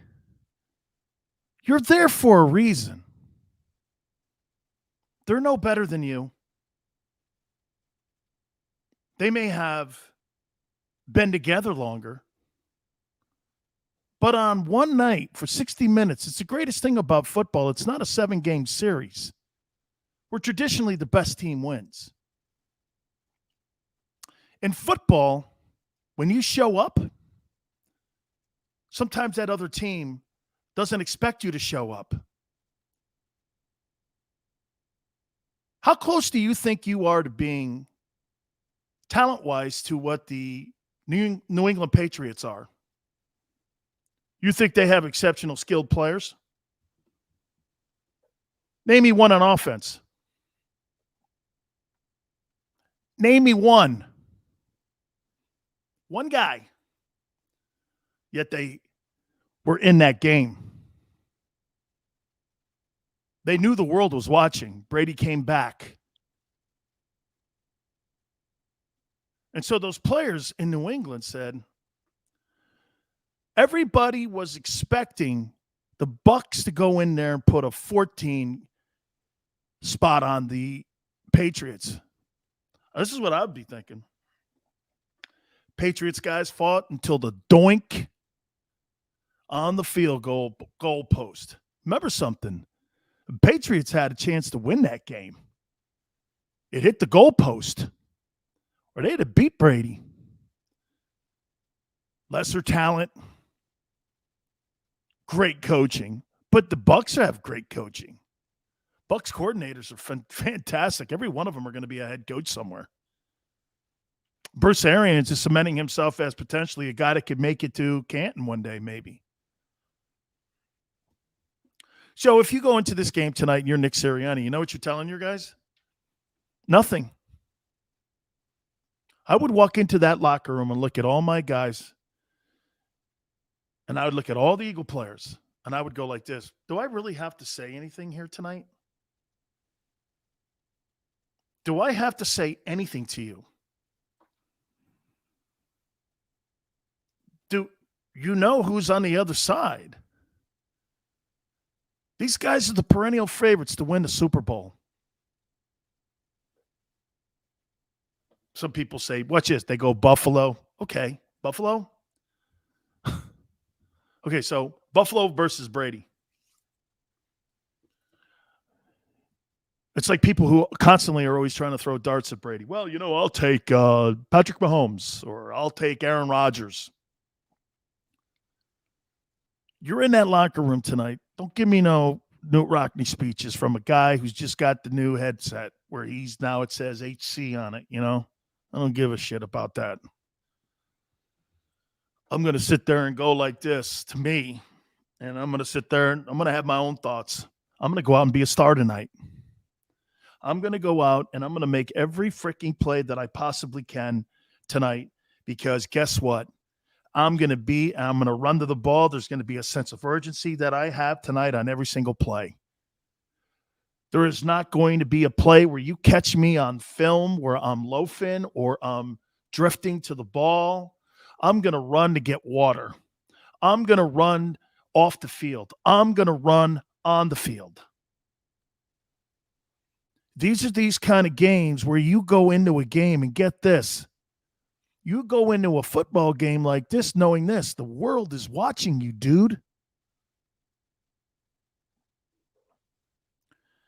Every eyeball in the world is watching Brady. Great. That means they're seeing me too.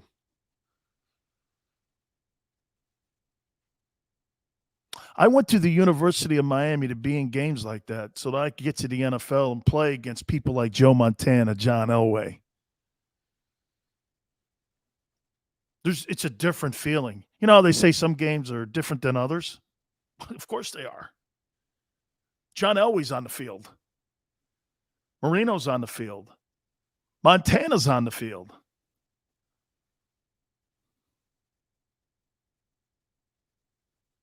I don't need rah-rah speeches from a newbie.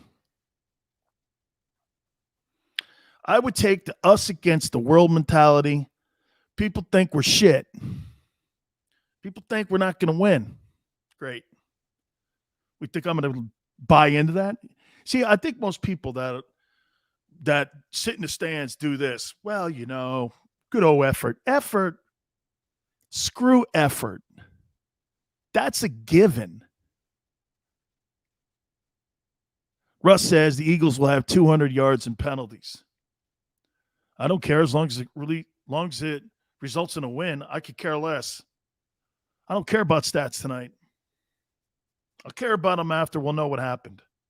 Tonight, I care about going out and giving max effort, coaching and playing. This has to be their Super Bowl tonight. Because you know how many things are on the line tonight? The future of Jalen Hurts. How the league will see Nick Sirianni moving forward. You know what they look at Nick Sirianni and do in the lamestream media? They laugh at him for his stupid press conferences and T-shirts right now. Do you know that narrative changes tonight?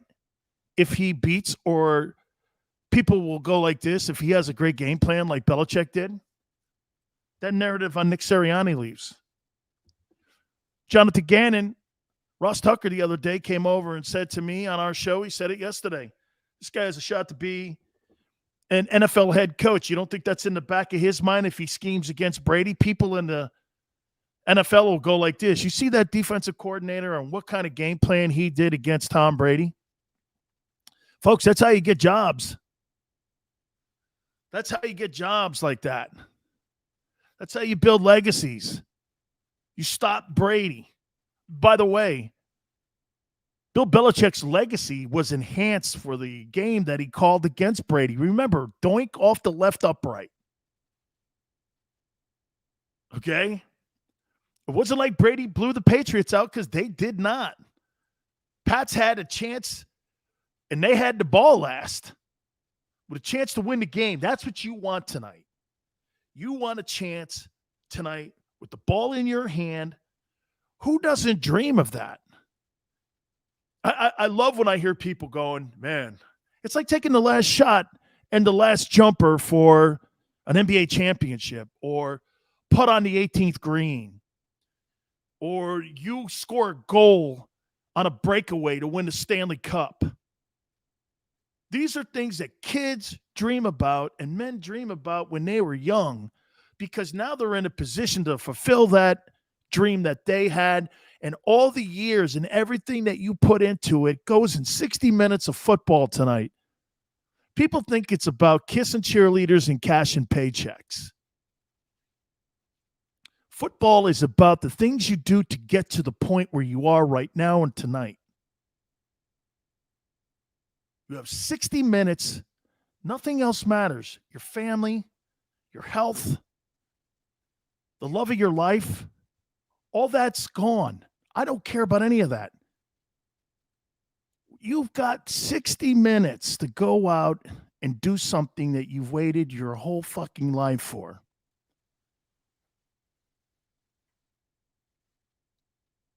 That's sense of urgency. That's when you look your teammates in the face and you come together and galvanize one another. That's how you build an identity. Coaches can't build identities, guys. Players do.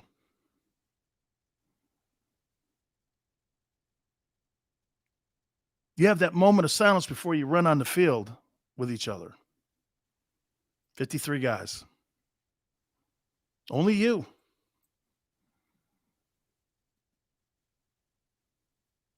Blind faith tonight. You got to believe in every guy that's in your locker room. You got to believe your coaches are going to put you in a position to win.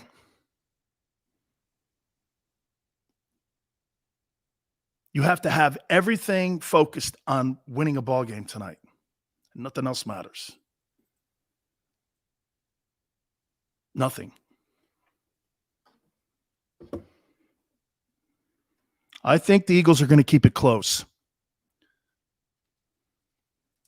Okay? I do. I think the Bucs end up in the end winning. but I think it's like 30-27, 30-26. Guys, thank you. You guys are awesome. Should be a phenomenal time tonight. Don't forget, too, our coverage here on JAKIB Media on the postgame show. We do a sensational job. Big Joe and Krause Jr. do a spectacular job. This ought to be great. By the way, Gary Cobb's on with us tomorrow. He was kind enough to jump aboard with us. We're going to do post-game stuff tomorrow with Gary Cobb from Fox 29 in Philadelphia. So till tomorrow, 4 to 6 Eastern time, have a great one. Enjoy the game tonight. We'll catch you on the flip side.